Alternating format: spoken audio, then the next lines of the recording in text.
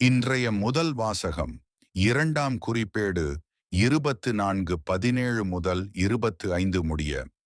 யோயாதா இறந்தபின் யூதாவின் தலைவர்கள் அரசன் யோவாசை சந்தித்து வணங்கினர். அரசனும் அவர்களின் பேச்சைக் கேட்டான். அவர்கள் தங்கள் முன்னோரின் கடவுளாகிய ஆண்டவரின் ஆலயத்தை விட்டு விலகி சிலைகளையும் விக்கிரகங்களையும் வழிபட்டனர். இதனால் யூதாவின் மேலும் எருசலேமின் மேலும் ஆண்டவரின் கோபம் வந்தது. மக்களை ஆண்டவரிடம் திருப்ப பல இறைவாக்கினர்களை ஆண்டவர் அனுப்பினார். ஆனால் அவர்கள் கேட்கவில்லை. அப்போது கடவுளின் ஆவி குருவாகிய யோயாதாவின் மகன் செக்கரியாவின் மேல் இறங்கியது. அவர் மக்களிடம், நீங்கள் ஏன் ஆண்டவரின் கட்டளைகளை மீறுகிறீர்கள்?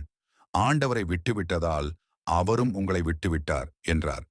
ஆனால் அவர்கள் அவருக்கு எதிராக சதி செய்து அரசனின் கட்டளையின்படி ஆண்டவரின் ஆலய முற்றத்தில் கல்லெறிந்து கொண்டனர். இறக்கும் நேரத்தில் செக்கரியா, ஆண்டவர் இதைக் கண்டு நீதி வழங்குவாராக என்றார். அதன்பின் 6ஆம் படை வந்து யூதாவை தாக்கி தலைவர்களை அழித்தது. சிறிய படையாக இருந்த போதிலும் ஆண்டவரை விட்டுவிட்ட மக்களை ஆண்டவர் அவர்களிடம் ஒப்படைத்தார். இறுதியில் யோவாசும் தண்டனைக்குள்ளானான். இன்றைய நற்செய்தி மத்தேயு 6:24 முதல் 34 முடிய. அக்காலத்தில் இயேசு தம் சீடர்களிடம் கூறியது, எவரும் 2 தலைவர்களுக்கு பணிவிடை செய்ய முடியாது. ஒருவரை நேசித்து மற்றவரை வெறுப்பார். கடவுளுக்கும் செல்வத்திற்கும் ஒரு சேர பணிவிடை செய்ய முடியாது.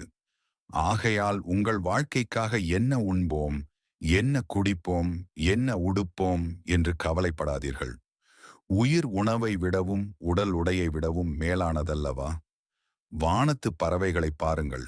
அவை விதைப்பதுமில்லை, அறுப்பதுமில்லை, களஞ்சியங்களில் சேர்ப்பதுமில்லை. ஆனாலும் உங்கள் விண்ணகத் தந்தை அவற்றை ஊட்டுகிறார். அவற்றை விட நீங்கள் மேலானவர்கள் அல்லவா? உங்களில் கவலைப்படுவதால் தம் ஆயுளில் ஒரு முழம் கூட கூட்ட இயலுமா? வயல்வெளி மலர்களை கவனியுங்கள். அவை உழைப்பதுமில்லை, நூற்பதுமில்லை.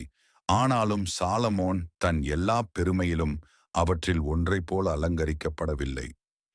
இன்றிருந்து நாளை அடுப்பில் எரியப்படும் புல்லுக்கே கடவுள் இவ்வளவு அழகு கொடுத்தால், நம்பிக்கை குறைந்தவர்களே, உங்களுக்கு இன்னும் அதிகமாக கொடுக்க மாட்டாரா?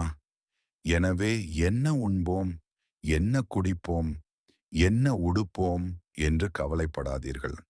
இவற்றையெல்லாம் புறஜாதியார் தேடுகிறார்கள்.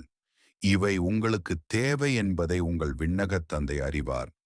முதலில் கடவுளின் ஆட்சியையும் அவருடைய நீதியையும் நாடுங்கள். அப்போது இவை அனைத்தும் உங்களுக்கு கொடுக்கப்படும். ஆகையால் நாளையதைப் பற்றி கவலைப்படாதீர்கள்.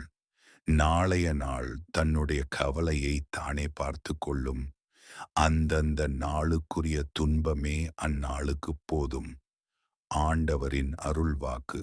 கிறிஸ்துவே உமக்குப் புகழ்.